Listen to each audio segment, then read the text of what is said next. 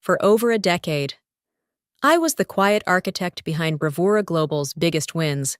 As the lead creative strategist, I didn't chase the spotlight, I built it. And when no one believed in Live Real, I poured every sleepless night, every personal dollar, and every ounce of myself into making it real. I scripted it, I cast it, I carried it on my back while the company looked the other way. I didn't need applause, just a little respect. But that morning, as my work lit up the world, I received something else. An automated email slashing my salary by 63%. No warning, no reason. Just a silent knife in the back. It was supposed to be the brightest morning of my career. I stood in the quiet break room, coffee in hand, staring at the muted television screen as the Live Real campaign flashed across Times Square. My campaign. A year of late nights, empty weekends, and every ounce of belief I had left in the power of honest storytelling. And there it was, 10 stories high, larger than life. The phrase I'd scribbled in a notebook at 3:30 a.m. months ago, now echoing around the globe. I didn't expect a parade, but maybe a message, a nod, a well done. Instead, at 10:30 a.m., I got a system-generated email. Due to internal restructuring, your salary has been adjusted to align with updated departmental allocations. Effective immediately, your base pay has been reduced by 63%. I blinked. Read it again. 63%. No warning, no context, no one from HR. I stood frozen, my hand tightening around the paper coffee cup until it crumpled. A colleague brushed past me, murmuring something about how incredible the campaign looked. I nodded, still hearing the blood in my ears. Then I saw her. Miranda, the assistant who had once asked me how to export project files, was smiling in front of the team bulletin board. A fresh printed poster bore her name under the title, Campaign Excellence Award. Zero Live Real. My breath caught. She wouldn't meet my eyes, not once. Not even when we crossed paths in the hallway. She'd always lingered at my desk, eager to help, until a month ago, when she suddenly stopped asking questions. That was when the files stopped syncing. That was when she started spending more time in Grant's office. It hit me all at once, not just the pay cut, but the silence that came with it. The smiling faces, the cheerful emails, the celebration happening just down the hallway, as if I'd never existed. They didn't just erase my work, they tried to erase me. The applause wasn't for me.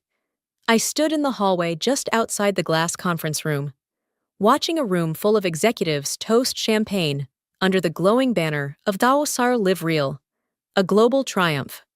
My campaign, my words, my voice, stripped and polished to fit their version of clean success. No one noticed me standing there. No one turned around. No one remembered that 10 months ago, when the budget was slashed, it was me who stayed up until 3 a.m., editing test reels on my personal laptop, or that I'd used my own credit card to license the footage from Brazil and voiceover from Kenya. I had built the story that was now plastered across screens in 20 countries, and yet here I was, outside the room, outside the credit, outside the paycheck, after the email cut my salary. I didn't react, not outwardly, but I didn't forget. And I certainly didn't forgive. I walked back to my desk, the same small cubicle tucked behind the copier room where I had sat for the past 11 years. They never moved me. Said space was limited, but there was always room for someone newer, louder, shinier. I joined Bravura Global as a junior copywriter at 27. I came in with nothing but a notepad and a relentless sense of responsibility. I wasn't flashy. I didn't network at rooftop parties. I just worked, campaign after campaign. I was the fixer, the one they called when a pitch failed or a product tanked. I rebuilt, I rewrote, I revived. But no matter how many projects I saved, my name was always one slide too late, one page too short, one level too low, until Live Real. That campaign was mine. I birthed it alone in the quiet corners of late nights, scribbled the phrase, "live real," in a hospital waiting room while my mother received dialysis. I wrote the scripts from real voices, found the actors through message boards and DMs. I designed every frame, cut every scene, for months. No one cared what I was building. No one checked in. No one believed it would go anywhere. And then it did. It exploded. But they never looked back to see who lit the match. They erased me neatly, starting with meetings I was no longer invited to. Partners were looped in without me. Then Miranda appeared. At first, she was eager, kind, always asking to help with exports or sit in on reviews. I showed her everything. I thought I was mentoring her. But slowly, she stopped asking questions and started forwarding my files directly to the executive floor. That's when I noticed the sync issues. Files uploaded late, a version that wasn't mine making the rounds. Something was off, but I was too tired, too focused on making it perfect to investigate. Then came the broadcast. The night of the CNBC segment.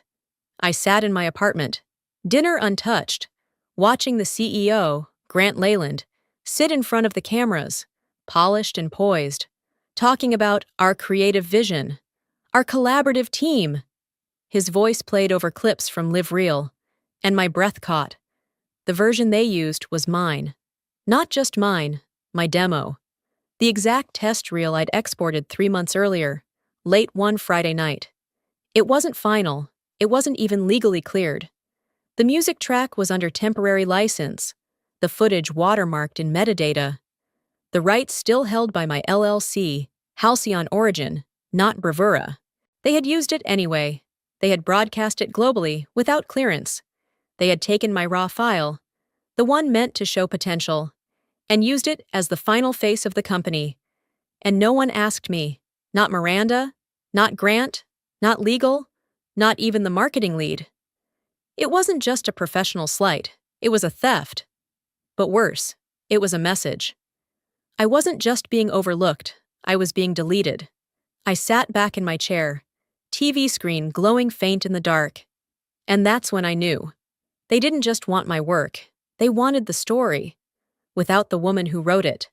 Before they hijacked it and called it a triumph, they tried to bury it.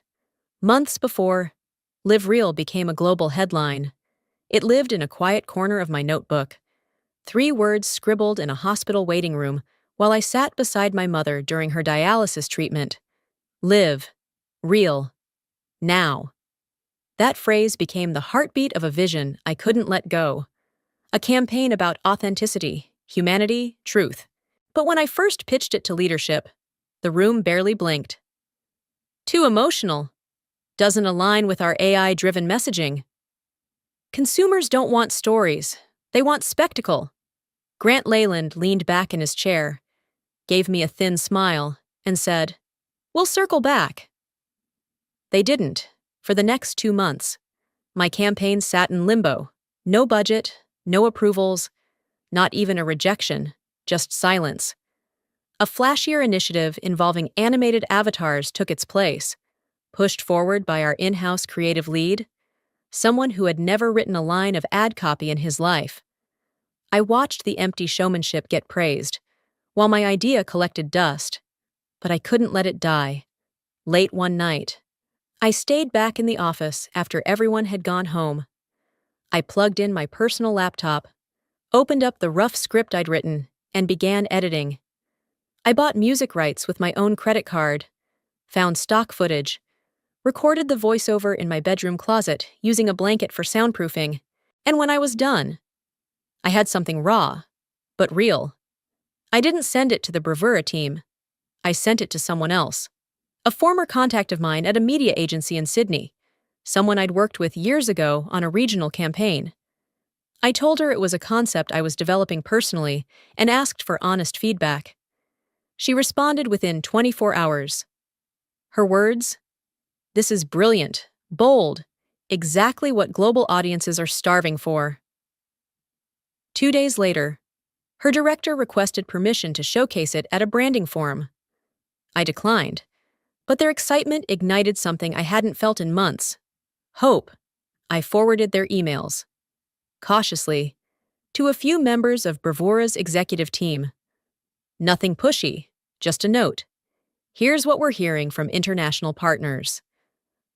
A week later, I received a calendar invite. Private meeting, no agenda. It was Corinne Avery, a board member who rarely spoke in meetings but never missed a detail. She closed the door, smiled politely, then sat down across from me with her hands folded. "Your concept is excellent. Sable," she said. "Truly, it has legs far beyond what some of our recent work can claim." I thanked her, cautiously optimistic. "But," she continued, her tone dipping, "you should know. Grant isn't thrilled." I blinked. "About the campaign?" "No," she said softly. "About the attention it's getting, especially attention that didn't flow through him." I felt my stomach twist. She went on. "He doesn't like surprises, especially from people he didn't personally endorse. When you bypass the system, even for the right reasons, it puts you in the spotlight, and that," she sighed, "can be dangerous here." It wasn't a threat, it was a warning. I left her office feeling like I'd been handed a riddle with no solution. I was being told my work was exceptional, and at the same time, that its success might cost me. I sat at my desk that evening, long after the others had gone, the hum of the printer echoing like a metronome to my thoughts. I opened the demo again, hit play, and watched the shaky footage of strangers laughing, crying, dancing in places I'd never been. The words I wrote, spoken in languages I couldn't understand, somehow still felt like mine. It was real, and it was powerful, and they had tried to kill it. They didn't just dismiss my work. They dismissed the idea that someone like me, quiet, unendorsed, unpaid attention, could lead something great. But I had built this, and I wasn't going to let them bury it. They said I wasn't visible enough, maybe because they never looked behind the curtains. After Corinne's warning, I began to walk quieter than ever. I knew now that standing out, even by doing good work, was dangerous. So I smiled politely in meetings I was no longer invited to, answered emails with one-line acknowledgments, and disappeared behind the screen. But behind that screen, I was breaking. Each night. I returned home just past 9 o'clock, slipped off my heels, and sat cross-legged on the floor with my laptop. Working on the campaign, I had no guarantee would ever see daylight. I edited through midnight, sifted through footage until 2 a.m., and set alarms for 5:15 a.m., just in time to drive my mother to her dialysis appointment. She never asked questions. She never complained when I forgot which day it was, or when I nodded off in the waiting room with my laptop still open on my lap. She just smiled, her eyes tired but kind, and patted my hand like she used to when I was little. I told her everything was going fine. I didn't tell her about the pay cut, or the silence, or the way they handed my campaign to someone else. Instead, I told her the truth that made things easier. "It's almost done, Mom, almost ready." But nothing was ready. Not really. Bravura had refused to fund licensing for the global demo, so I paid for it myself, charging stock footage to my credit card, paying small voiceover artists out of pocket, transferring money I didn't have for rights that should have come from the company. I told myself it was temporary, that once it launched, they'd reimburse me, that someone, somewhere, would care. And yet, as the campaign came together, I became more invisible by the day. I remember one night vividly.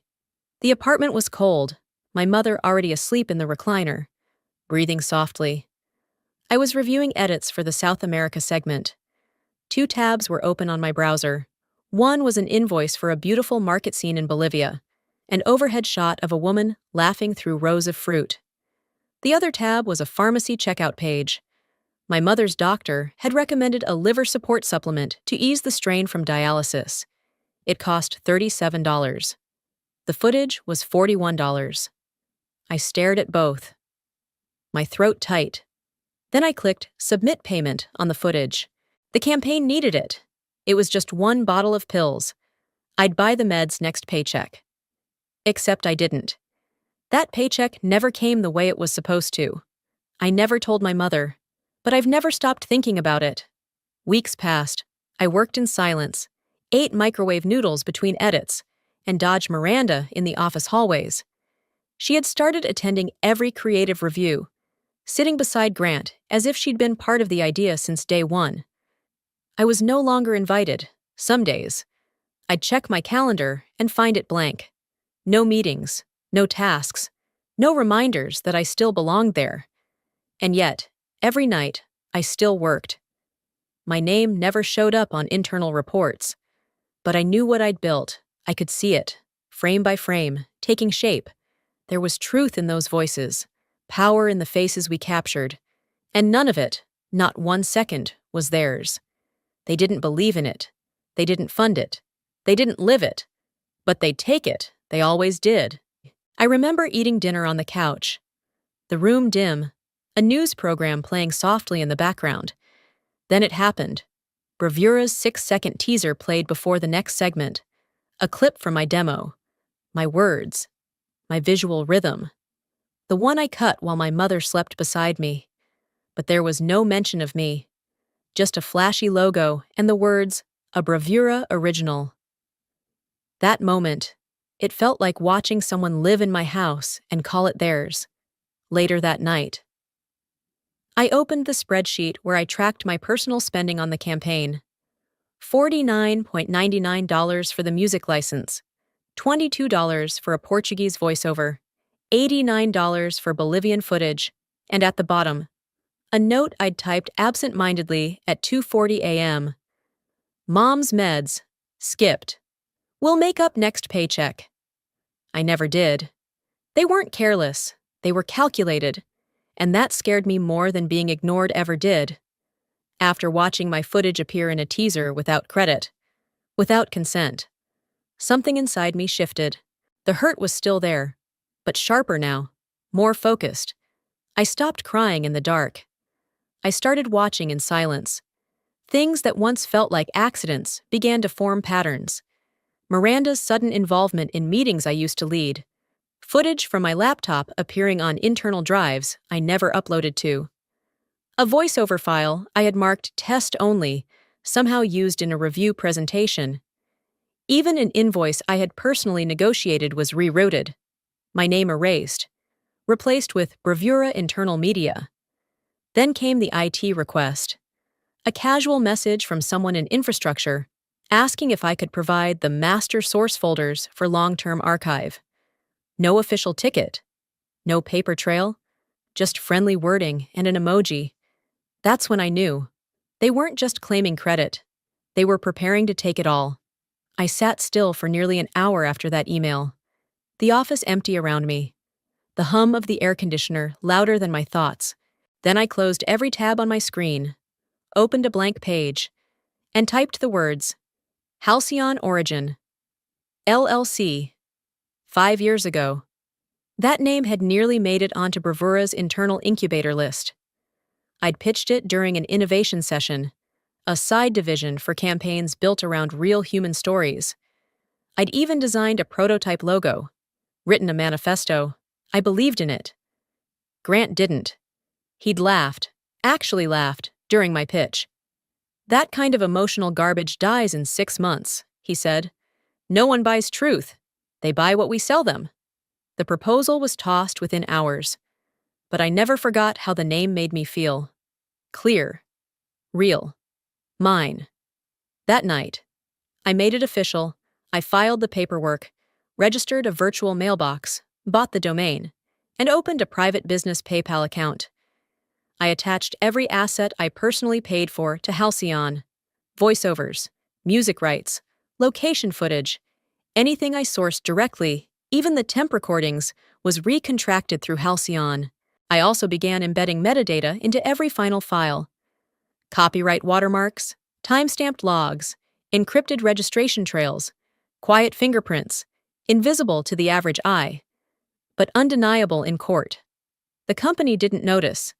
They didn't care where the pieces came from, as long as the campaign moved forward. And I let them keep thinking that. I delivered everything on time, never complained, smiled during check-ins, and gave Miranda exactly what she asked for. Because I knew now, I wasn't part of the campaign. I was the only one who could prove who built it. Around this time, I started locking my files differently.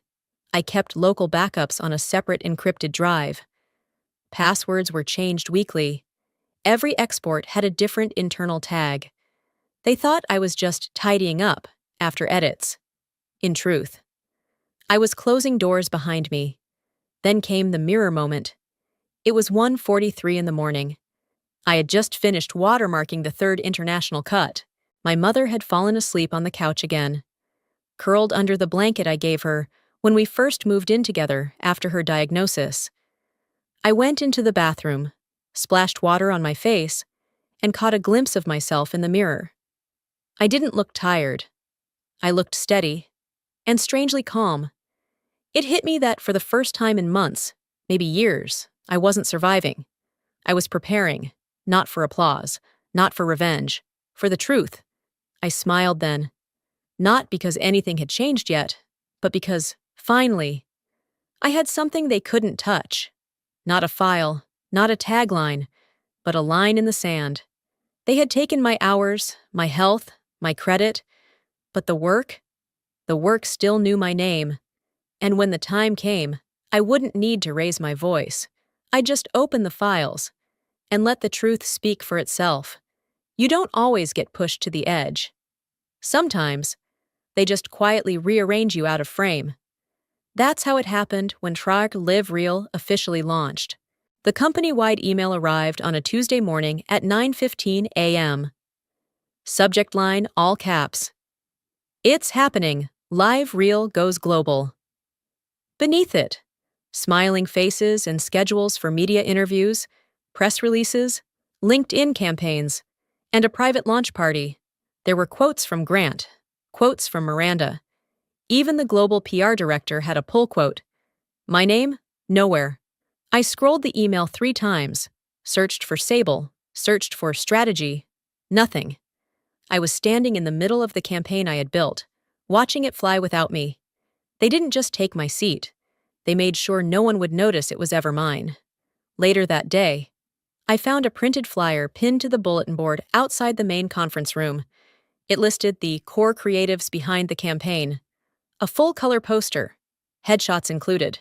Grant in the center, Miranda to his left, PR team members flanking.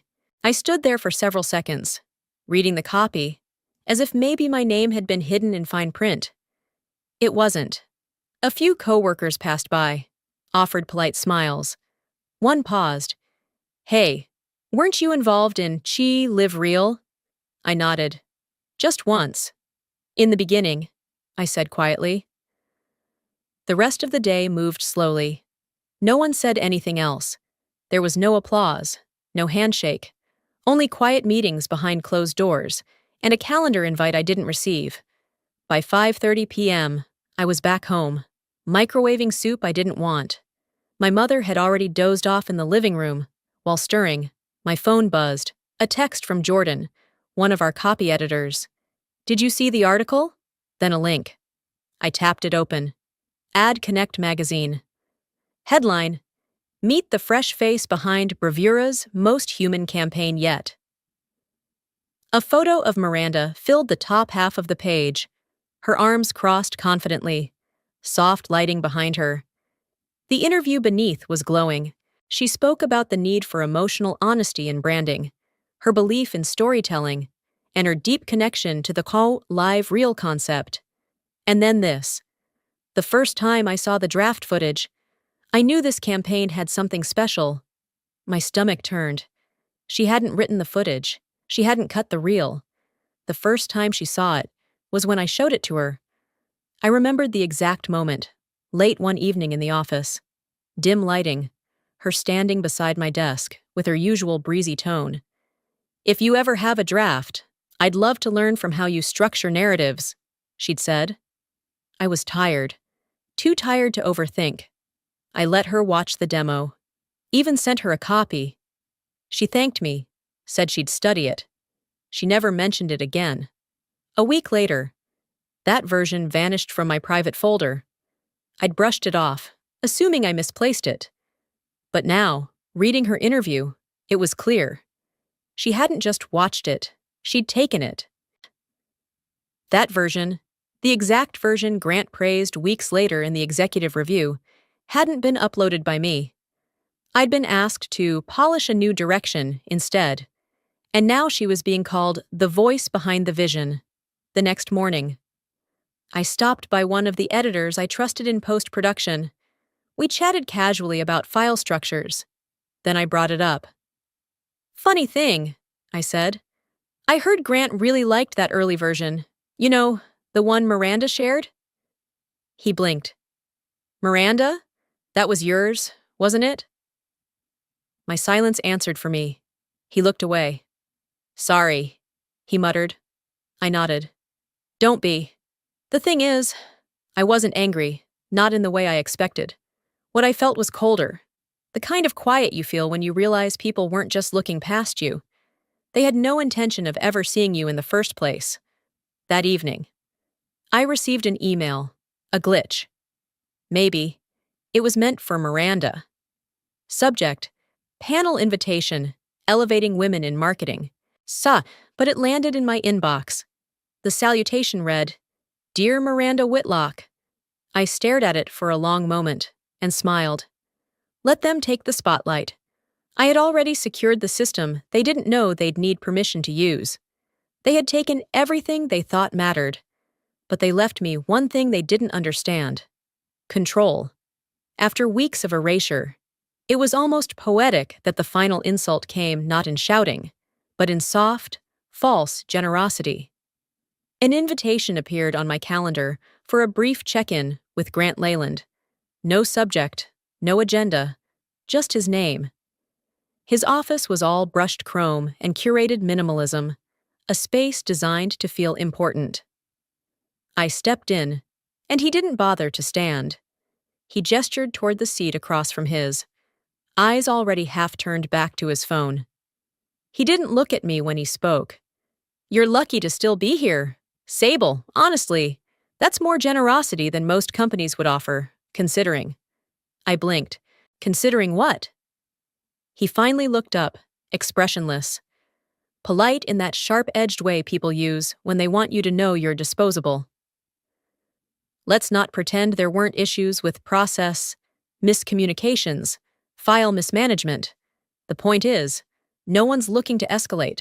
Let's just move forward, quietly." There it was, the narrative rewritten, stamped with that executive finality. He wasn't just dismissing me, he was rewriting the story to make my presence an inconvenience. Something tolerated, something forgiven. I didn't flinch, I didn't nod, I just said, "Thank you," and left. And when I got back to my desk, I opened my laptop and made the final move. It took less than 4 minutes. I logged into the Halcyon Origin Asset Manager. Every licensed file, every line of code and metadata trace I had personally sourced ran through that system, legally owned, encrypted, and time-stamped. I accessed the global media distribution module and toggled the status on every commercial file tied to the live Reel campaign, from active public to tokenized external validation required. The change didn't stop the files from working, not yet. But it started a countdown, a 72-hour cycle before each file would require a new digital token, a token only Halcyon Origin could generate, and they didn't have access. I didn't destroy anything. I didn't sabotage. I simply turned the lock and kept the key.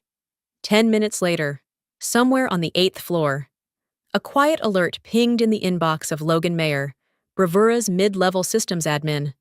Logan had been my intern 6 years ago.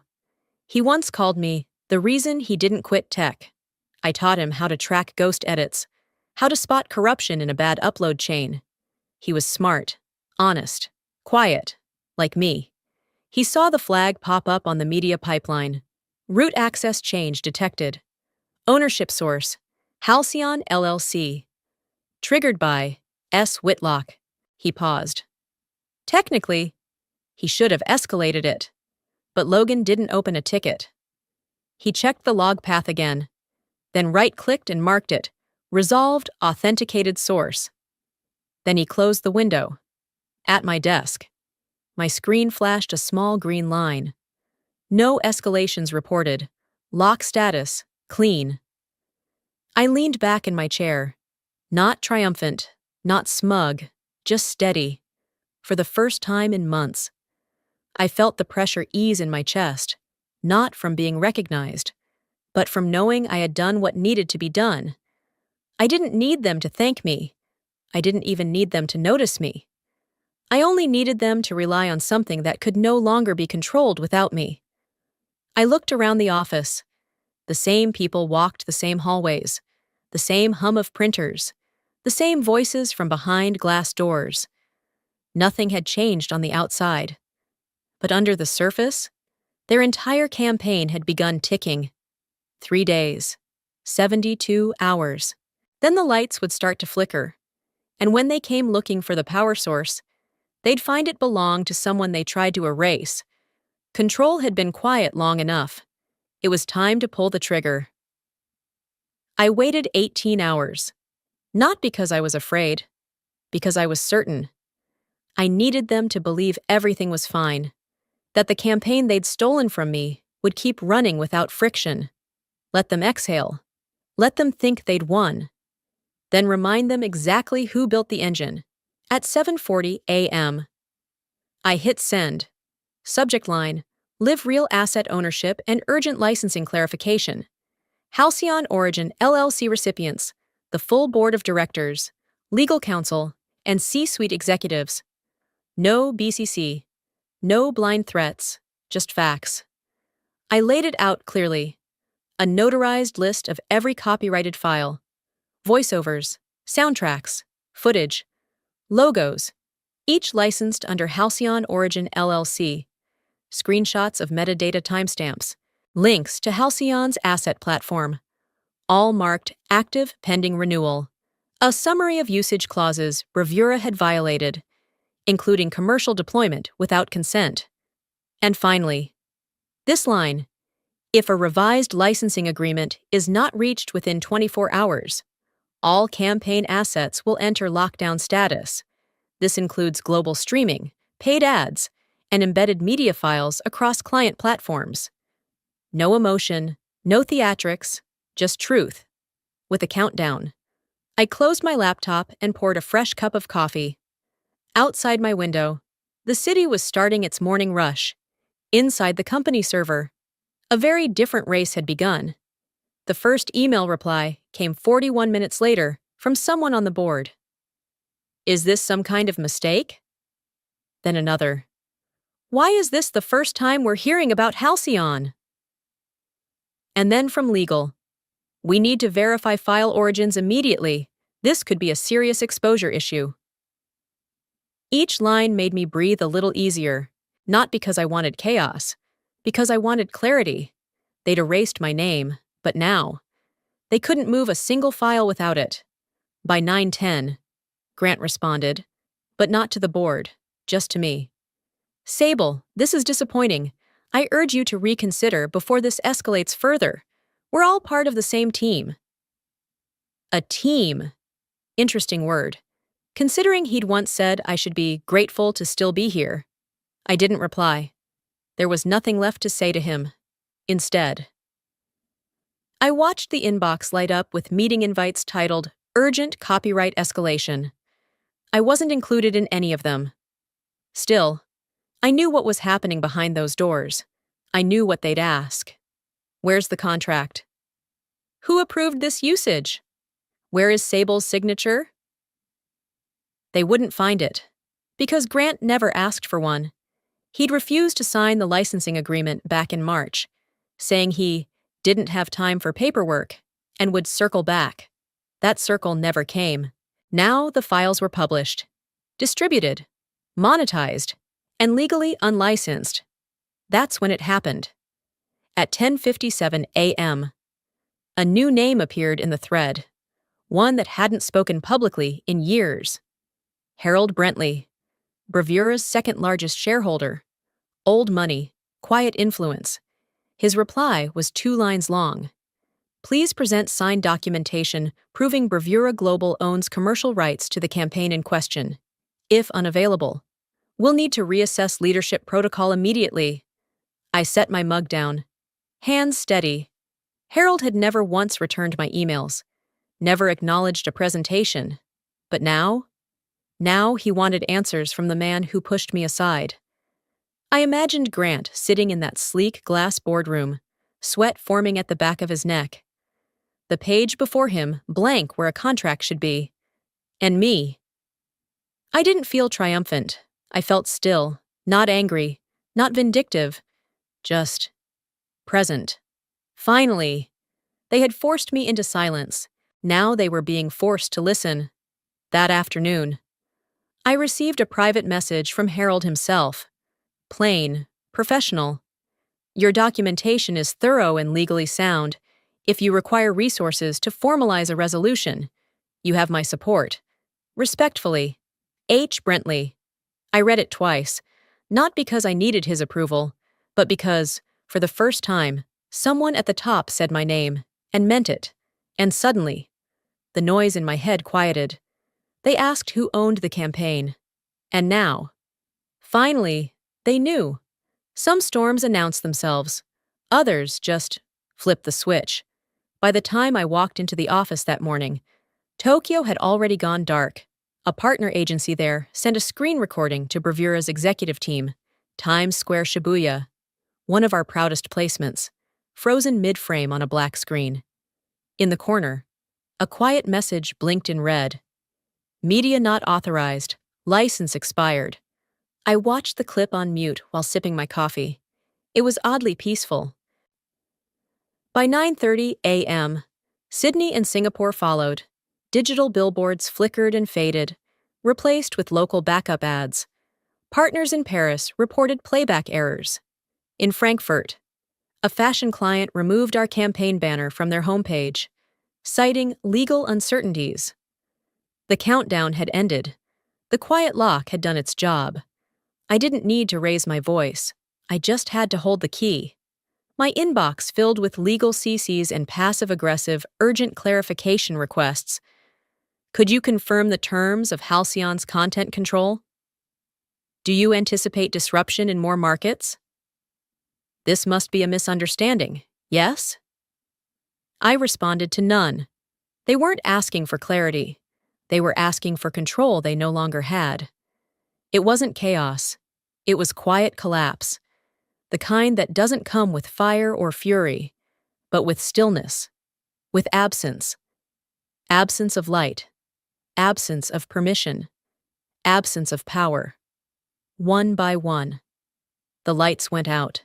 By noon, New York-based streaming partners suspended campaign delivery. By 2:00 p.m., ad distributors in Toronto issued takedown notices. By 3, our biggest client in the EU paused all invoicing with Bravura and requested written legal confirmation of copyright status. And still, silence from Grant. Until, of course, the boardroom doors closed. I wasn't invited, naturally, but word traveled quickly. One of my old copywriters passed me in the hallway, whispered, "They're grilling him, hard, like forensic accounting, hard." I nodded and kept walking. Inside that glass fishbowl on the top floor, Grant was being asked the questions he had avoided for months. Who authorized the use of unlicensed materials? Where was the signed agreement from Halcyon? Why was this not reported in the investor briefings? He didn't have answers, because there weren't any. Not long after, I got a message from Harold Brentley's legal aid. Just one sentence. We've opened an inquiry into the such a live real documentation included in Bravura's IPO filings. I sat back in my chair, letting that sentence settle into my bones. The IPO. That was the real nerve. That was where this stopped being about me and became a federal problem. I had read the filings before. Of course. They'd made it public months earlier. Under the section titled Core Proprietary Creative Assets, the company had listed Satirical Live Reel as 100% internally developed and owned. No footnotes, no mention of halcyon origin, and no license. A lie. On paper, on record, on file with the SEC. That single line, casual, bold, and entirely false, could unravel everything they had built. Grant must have known. He had signed off on the documents personally. He had gambled that no one would question it, that no one would dig, that I would stay small, stay silent, stay grateful for scraps. But now they were the ones asking permission. I didn't feel triumphant. I didn't feel smug. I felt aligned, like something crooked had been forced. Finally, to stand up straight. By 6:30 p.m., I closed my laptop and packed my bag. I walked past the wall of screens in the main lobby, every one of them dark, silent, still.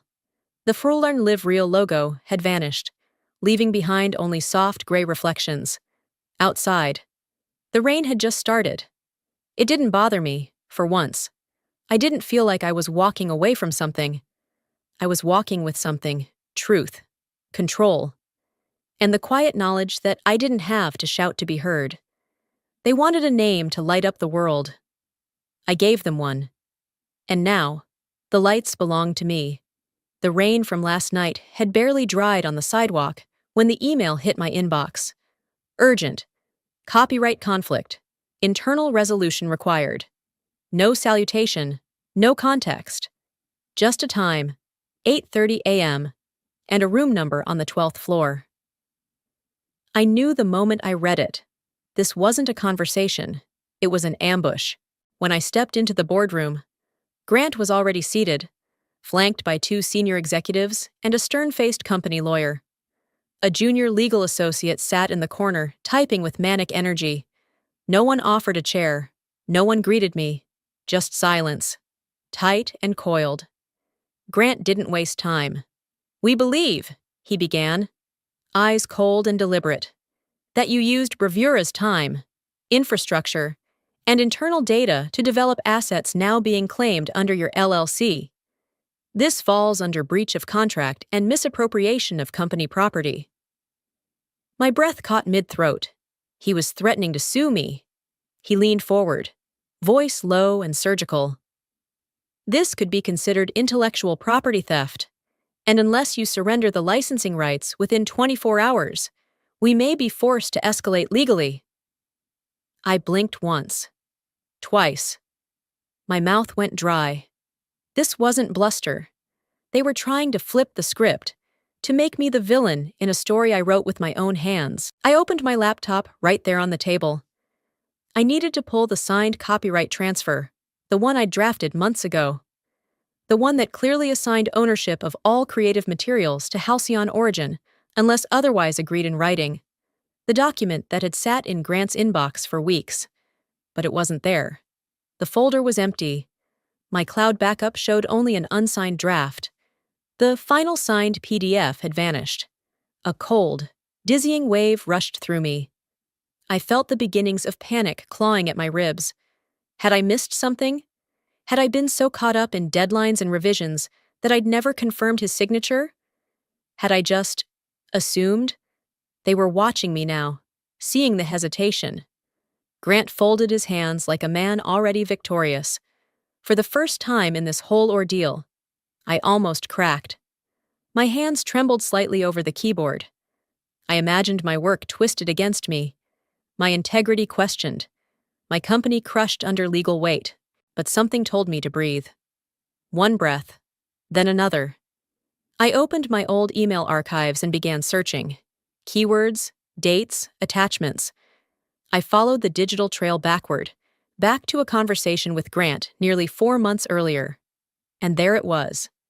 "Let's hold off on signing this. I want to reword a few things on page 3. I'll send back a revised version tomorrow." Tomorrow never came. He never signed it. My heart rate slowed. I felt clarity creeping back in, inch by inch. I turned the screen toward the room. "This is the last correspondence we had about the ownership agreement," I said, voice steadying. You said you'd review it and make edits. You never did. No contract was signed. No rights were transferred. Grant's face twitched, barely, but I caught it. You're accusing me of stealing work the company never legally owned, I added, which also means the campaign you just claimed in your IPO filings was falsely represented to the SEC. The silence that followed wasn't heavy. It was surgical. The company's counsel asked to see the email. I slid the laptop across the table. Someone in the back coughed. A chair creaked. No one spoke for nearly a minute. Finally, the head of legal cleared his throat and said, "We'll need to adjourn briefly to verify the timeline." Grant didn't look at me.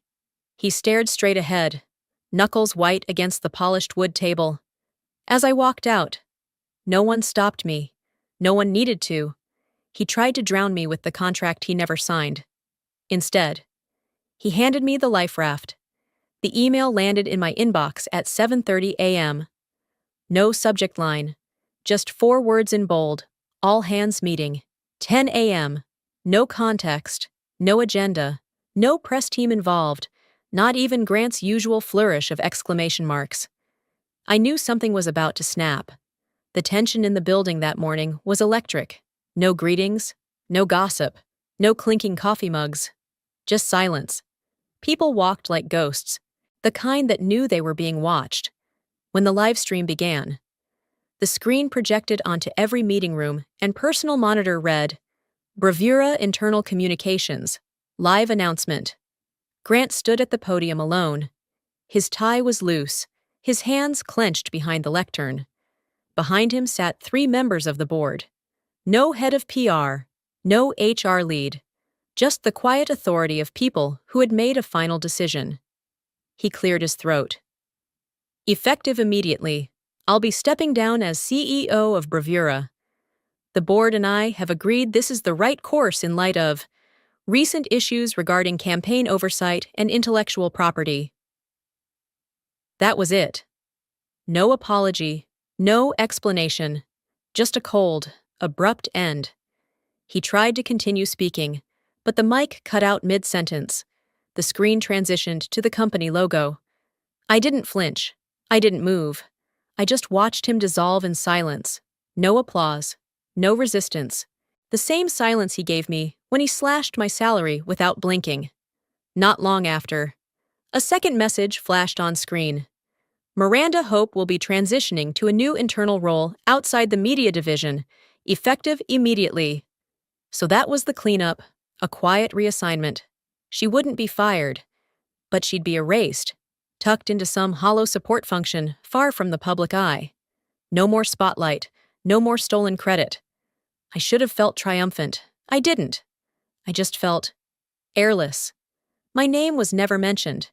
There were no acknowledgments, no corrections, no public credit. And honestly, that was fine with me. But then, something unexpected broke through. Just before the feed ended, a voice called out from the back of the conference room. "If it weren't for Sable," he said, "we wouldn't have had a campaign to go global with. Just thought someone should say it." I turned slowly toward the sound. It was Liam, the quiet IT guy, the one who helped me stitch corrupted video files at 2 a.m., the one who stayed late when no one else noticed I was still working. He never said much, never joined gossip, just watched. And now, he'd spoken. For a split second. No one responded. Then, softly, one person clapped. Then another. Within seconds, the whole room was applauding. Not loudly, not performatively, just enough. I didn't stand. I didn't bow. I didn't smile. I simply closed my laptop, picked up my notebook, and left the room before the sound fully formed behind me. Because I hadn't stayed this long for applause. I stayed to finish what needed finishing, and now it was done. I walked out of the building without looking back. The sun had broken through the clouds, spilling over the concrete like a clean slate. For the first time in months, my shoulders didn't feel heavy. They'd taken my credit, my name, my paycheck, but they hadn't taken my integrity. That was never up for sale. And as for Grant, he didn't exit to silence. He exited before the applause could become a reckoning. 1 week after Grant's resignation, I found myself in the quietest place possible, my mother's hospital room. No boardrooms, no deadlines, no artificial lights humming overhead, just the soft beep of her dialysis machine and the occasional rustle of nurses' shoes on the tile floor. She was asleep, her breath shallow but steady, her hand curled gently in mine. On the wall-mounted TV, the morning business report played at a low volume, mostly ignored, until one word made me freeze. Halcyon Origin. I looked up. A Forbes segment was running, titled in clean, sharp letters, "The Silent Architect Behind Live Real." The screen shifted to an image I hadn't expected. A silhouette of me walking outside the Halcyon office, my back to the camera, the logo gleaming on the glass door. They'd used a shot from months ago, a photo I never knew was taken. I didn't give a press statement. I didn't return the interview request. But my name was there anyway. Sable Whitlock. Not hidden in the metadata, not buried beneath someone else's credit. Right there in the opening sentence. For over a decade, Sable Whitlock remained behind the curtain. This week, she rewrote the script. I didn't cry. I didn't even smile. But I felt something shift inside me, like a cord finally unclenched after being wound too tight for too long. The segment cut to a rerun of the Saksha's live reel campaign. Same footage, same music. But this time, in the bottom right corner of the screen, powered by Halcyon Origin, all rights reserved. My mother stirred and opened her eyes. She looked at the screen, then at me. "You made that, didn't you?" she whispered. I nodded. Her eyes glistened. "That's your name now, the one behind the one they stole. Say it." Before I could answer, the financial anchor returned with a quiet, devastating punchline. Bravura has now lost over $48 million in settlements and dropped contracts linked to the copyright conflict. Roughly 6 times the amount they initially saved by cutting Ms. Whitlock's salary. The math didn't surprise me. What surprised me was how little it mattered now. I looked at my mother, who was still watching the screen like it held a secret only she and I shared. I leaned over and tucked the blanket tighter around her shoulders. An hour later, a nurse walked in, young, maybe 25, with nervous energy and a kind face. She glanced at the screen, then at me, and her eyes lit up. "Wait," she said softly. "You're her, aren't you?" I didn't respond, just raised my eyebrows a little. She smiled. "You changed something big, didn't you?" I gave a small shrug. "Something small. That reached far." She nodded, almost like a bow, then quietly left the room. As I sat back down beside my mother, I realized something. I didn't need a podium. I didn't need a mic. The name they tried to erase was now something they couldn't touch. They thought they could silence me by cutting me out. Instead, they amplified my voice. Because when you fight quietly, but truthfully, your story travels farther than you ever will. If this story moved you, I'd love to hear your thoughts in the comments. And if you know someone who's ever been underestimated, feel free to share this with them. Hit like, subscribe for more true power stories. And remember, sometimes the loudest victories begin in silence.